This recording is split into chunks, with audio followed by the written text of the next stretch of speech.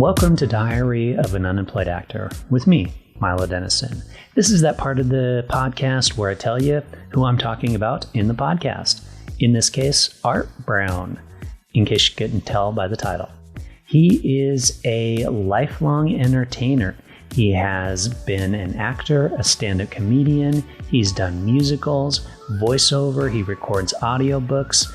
He's written musicals, which I think is just fascinating to have that kind of a skill set. He's really quite an amazing person to talk to.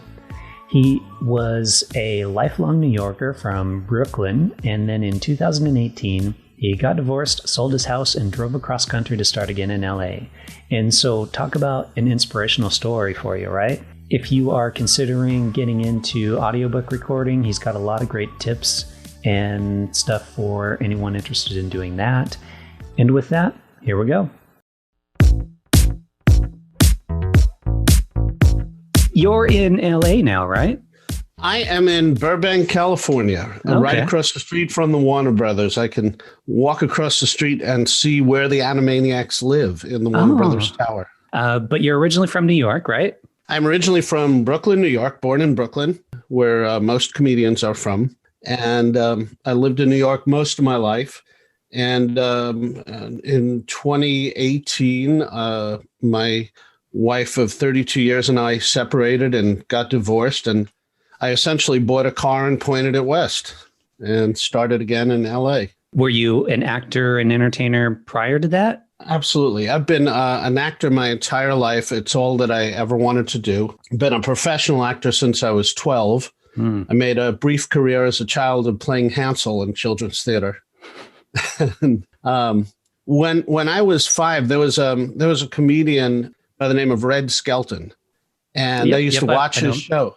Yeah, and I could still remember the moment I decided, why would anyone want to do anything for work other than make people laugh?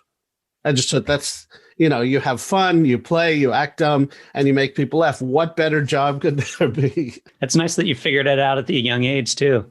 Yeah. Well. And you do stand up as well, right? I do stand up, although not during the pandemic. Not at the moment, yeah. Although I did one Zoom stand-up show. That was kind of strange and fun. I think a lot of comedians are trying to figure out how to do comedy with the new venue, because live comedy is based on people being there and the energy of the audience, and it's a back and forth. So it's a little different. How did the Zoom comedy thing go? Because it's got to be hard because you're not getting the laugh for, I've never done stand up, but I've done live theater. So I know what it's like to perform in front of an audience, and you get the laughter, and it kind of encourages you on. So that must be a lot harder on a Zoom because you're not really getting any of that. Yeah, well, then it's an interactive thing. But what I did do last year, I was very happy to do it. I was in the tour of a show called Old Jews Telling Jokes. And we did a 3-month run in Burbank and then a 2-month run in Palm Springs. And it's just, it's a great show. It's exactly what it is, what it says it is. It's old Jews telling jokes with a couple of young Jews. It's a musical comedy review and just, old jokes over and over and over. And but it was fulfilling to make an audience, a group of 200 to 300 strangers laugh every night. And, so many of them came up and afterwards, Mister, if you know what was going on in my life, I needed this laugh. So thank you very much. Oh, nice. Did you guys have to stop doing that because of the COVID thing? Yeah. We ended the run about a week early. The producer was not happy about it, but we as a cast decided we didn't feel safe. There were 3 members who needed to fly home to the East Coast, and they were talking about shutting down the airline. So, it was one of those rare examples where the cast, it was kind of an uprising, but it was very well justified.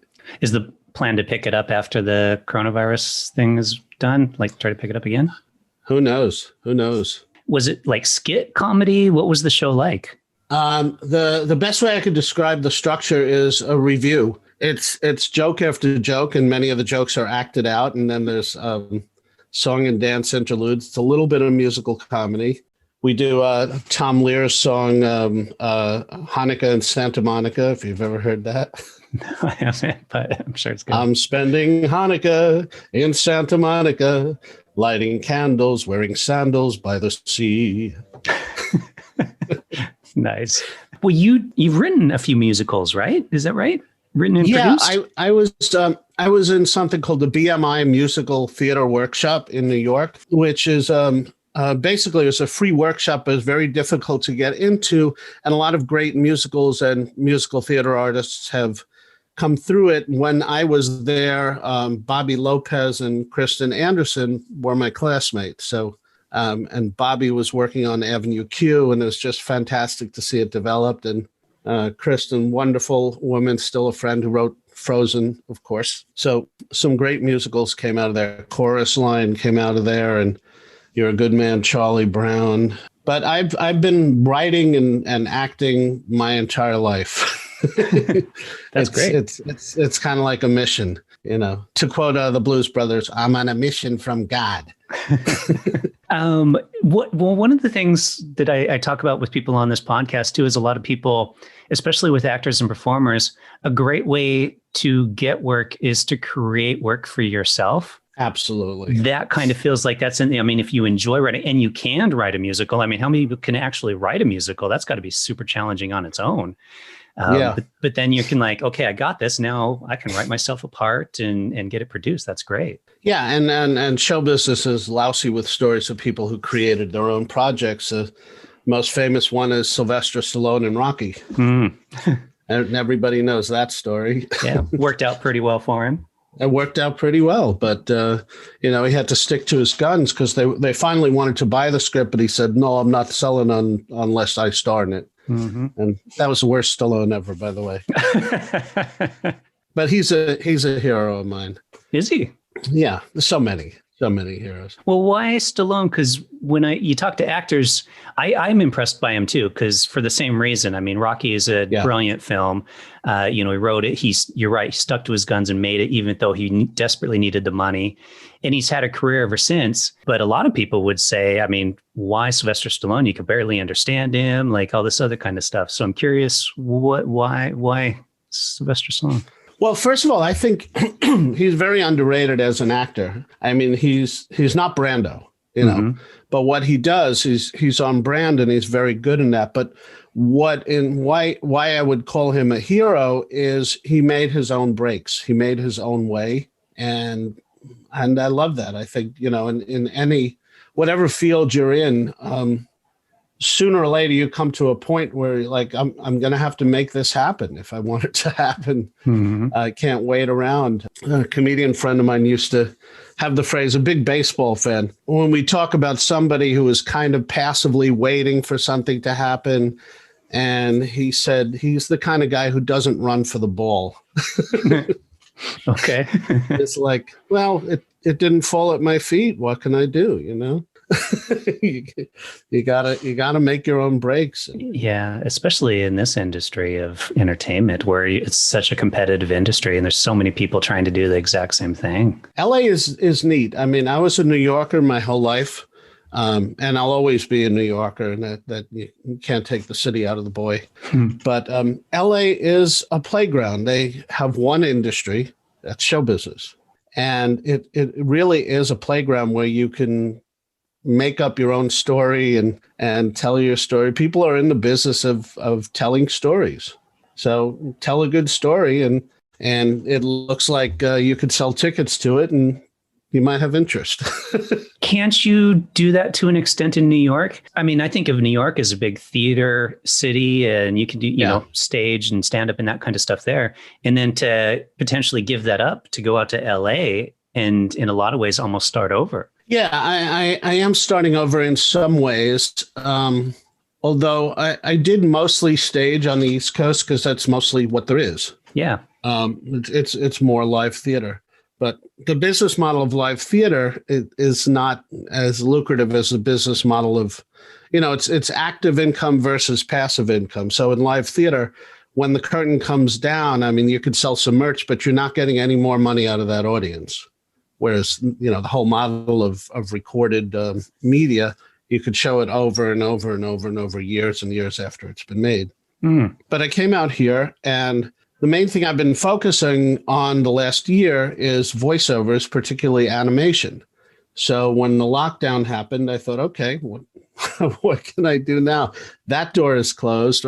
So I found a closed closet in my bedroom, and I built a sound studio. Oh, nice. I figured out how to do it, did my research, talked to a lot of people, and threw my punch, And then how do you find work as a voiceover artist? Is it through your agent, or is it through like online sites like Backstage? Well, I'm kind of figuring it out. I mean, I've gotten some stuff through Backstage, through Actors Access, through networking. I mean, like they always say, it's who you know. Show business is a business of networking. I know when I've written and produced stuff, I reach out to my friends first. I reach out to people in my circle who I think could do it, and that's the way it's organized. So to anyone starting out in show business, my first advice is don't be an asshole, because people remember that. It's a small business.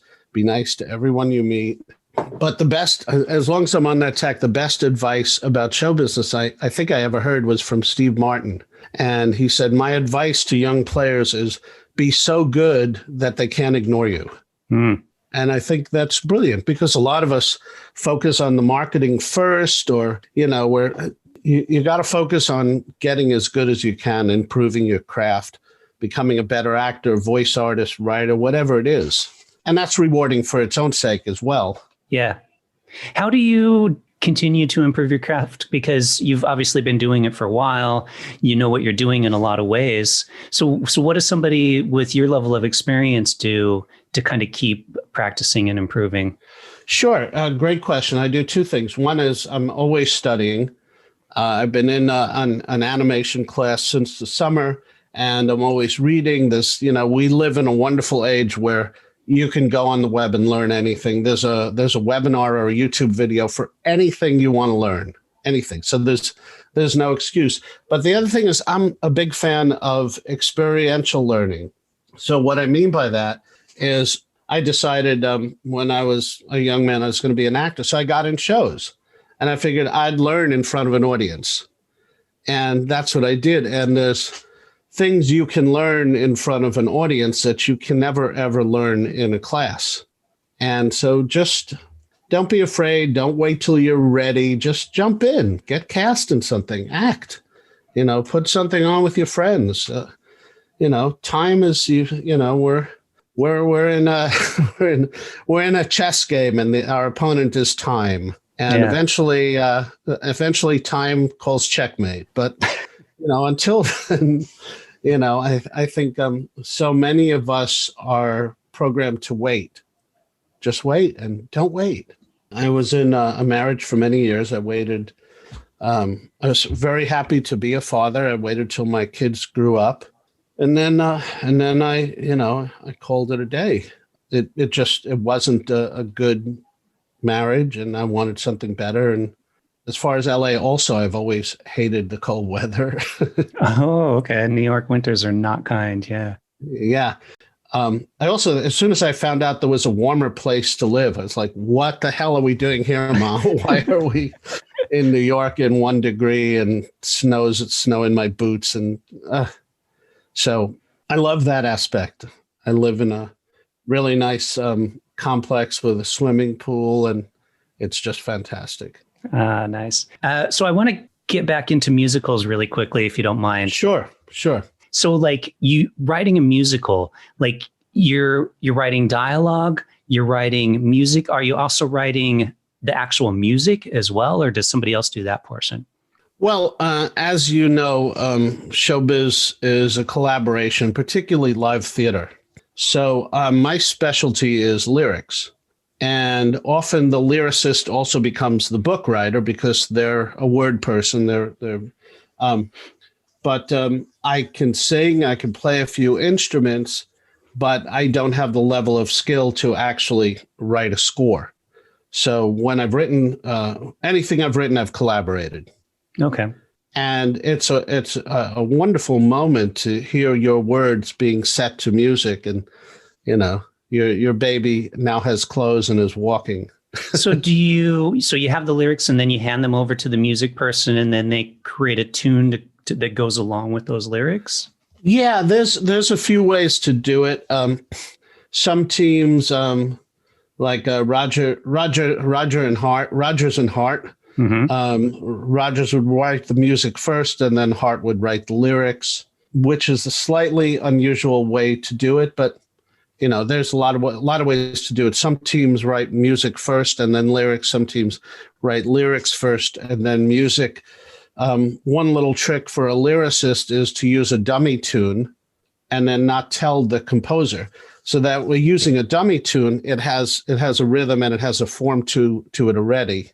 Yeah, because that's the part that I seem difficult to me is when you're writing it, like how is that flowing in? I mean, obviously you're kind of rhyming a bit and stuff like that, but where's the tune coming in? And then, does the person writing the music just read it and then a tune comes to them? A great book about songwriting, the craft of songwriting is Sondheim's Making the Hat. Okay. Came out a couple of years ago, and he really talks in depth about the craft of songwriting, the craft of lyric writing.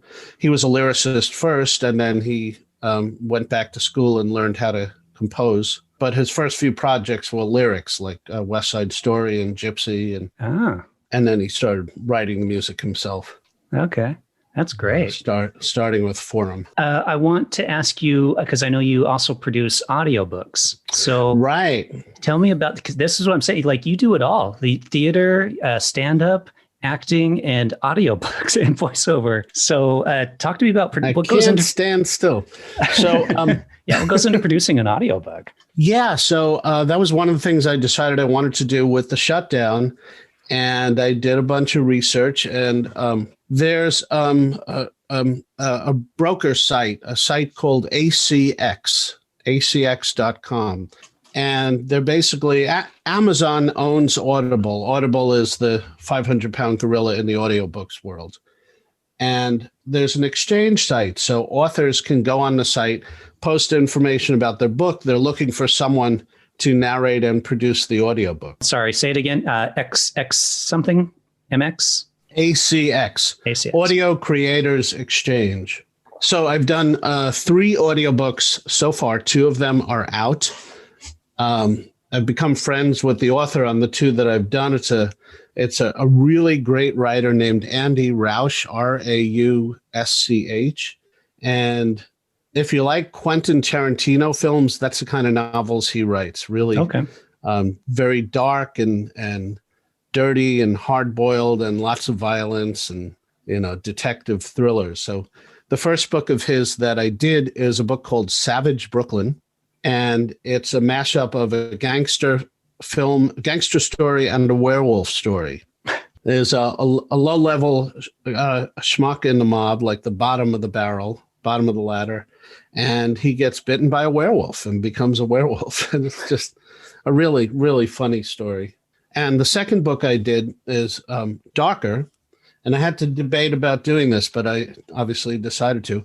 It's called Bloody Sheets, and it takes place mostly in Alabama. And a young black man is killed and lynched by the Klan, which that's how it starts out. His father is an enforcer for the mob. Okay. And so his father comes down to Alabama to get revenge and methodically kill all the Klan members.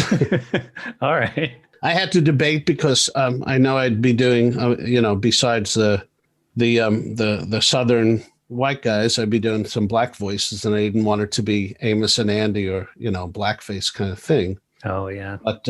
But then, ultimately I reached out to a lot of friends and they said, do it. And I had a lot of fun doing it. It's a very moving book, ultimately. Your reading tone then and voice that you use to read does change depending on the book. So in this case, since it was so dark, yeah. Yeah. There's a lot of nuance to it. I mean, you're doing characters, and every character has a particular voice. And, there's keeping them consistent as the character might be talking again 30 pages later. You want it to sound the same. And there's some tricks to doing that, creating little files of each character so you can go back and reference it. But there's tone, there's cadence, got to do one of those, all right, let's organize this thing here and get the hell out, A Oh, lot of true, different, because you have to do yeah, a Southern. If it takes place in the South, yeah. How long does it take to record a book then? 'Cause it must take a while. It obviously depends on the book, the complexity, and the length. The typical process is read the book through, prep it, make decisions about the characters' voices. And what I do and what a lot of people do is cast some of the main characters as famous people and then do my version of their voice. So, for example, the lead character in Bloody Sheets was played by my version of Samuel L. Jackson. Because I thought, well, that's how I would cast the film, Okay, so I'm curious, what's your version of Samuel L. Jackson? Oh, God, I had to say. You did have to say it, yeah. I couldn't do it right now, but listen to the audiobook and you'll hear it. All right, okay. Bloody Sheets, it's available on Audible. And there's a free sample. There's a free sample there. So okay. So people can just listen to the sample if they don't want to spend the money on the full book. They can listen to the sample and then spend the money on the full book and then tell everyone they know to buy this audiobook because it's the best thing they've ever heard. And then after that, they can go and buy the other audiobook called Savage Brooklyn. And the third book, just to finish up with this, the third book, audiobook that I produced that I'm waiting for Audible to release because there's a QA process, is an audiobook of a book that I wrote. And so I wrote a book a few years ago called Everything I Need to Know I Learned from Cartoons. And it's a mashup of a history of the American television cartoon and a send-up of the self-help genre. And so I recorded an audiobook of that, and that'll be out soon. And that was a lot of fun to do because I got to do a lot of my favorite characters.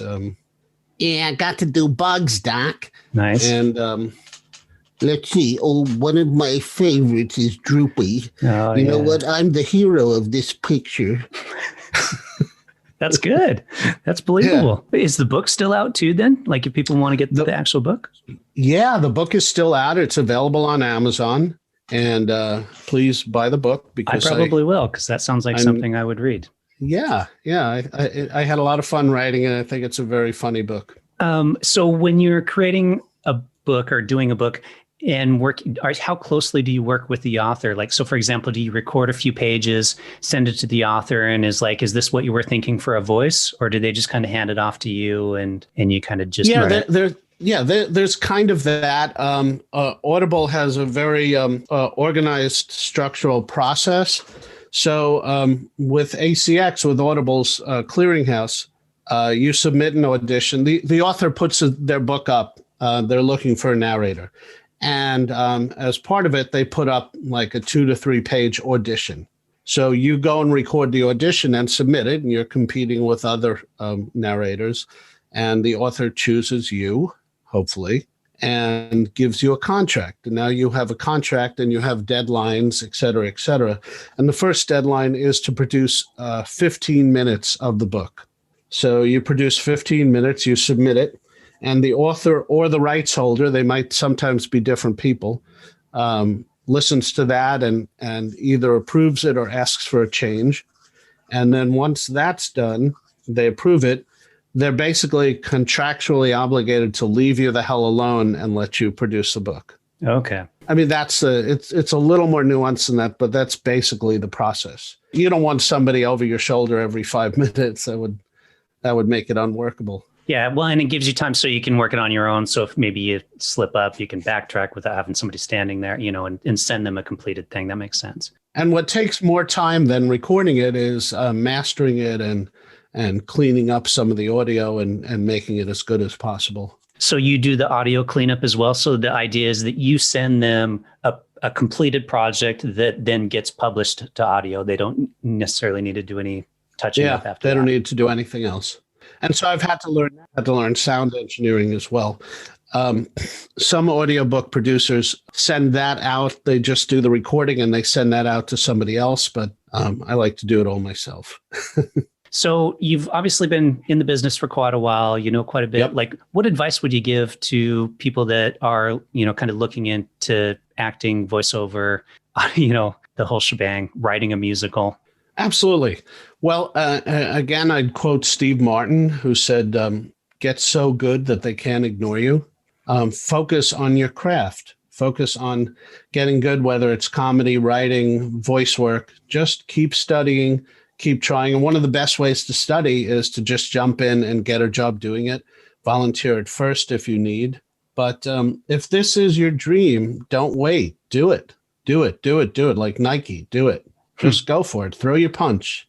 Don't wait. And you'll do it. And believe in your dream and become Teflon, become unstoppable, and you'll get there. Wake up every morning and focus on what you're after, and then do something. Last question, of course, if people want to find you, where would they find you, like website or social media? Sure. I'm on the Facebook, art.brown, but you can find me, a better way to find me is artbrownvo.com. Perfect. artbrownvo.com. I'm happy to chat with anyone. Don't try to sell me on your network marketing business, though. Oh, because I was just going to pull out my Amway stuff right here while we were chatting. Yeah, I get enough of those. Let me mention my daughter. My daughter is a director and podcast producer as well, and she produced a wonderful show called My Parallel Life. Okay, it's a podcast. It's radio theater, podcast theater. Okay, and it's a sci-fi story about teenagers with angst who travel through parallel worlds. So it's great stuff. Say it again. What's it called again? My Parallel Life. My Parallel Life. Okay, I'll look it up. And apparently it's trending in Sweden. Okay, interesting enough. Yeah. Yeah. But it's really been a pleasure to do your podcast. And again, if you're listening and you're starting out in the biz, if this is your dream, grab onto it like a pit bull grabs onto a hunk of meat and never let go, and just fight for it. Fight for it, because this is what you want to do. So, don't look back with regret. Do it. Perfect advice to end it on. Thank you, Art. Yeah. Thank you.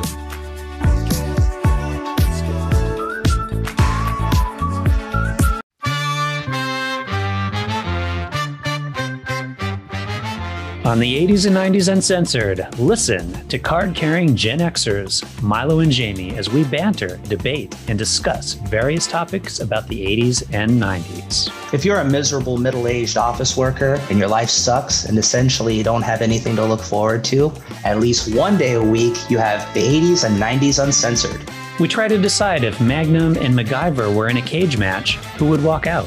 We discuss if the problems between the left and the right can be attributed to those who watched Saved by the Bell and those who didn't. We have the ultimate smackdown between Voyager versus Deep Space Nine. And a lot of talk about movies and music from the era. So flashback with us by subscribing on Apple Podcast, Spotify, or wherever you get your podcast to enjoy a new episode of the 80s and 90s Uncensored every Monday.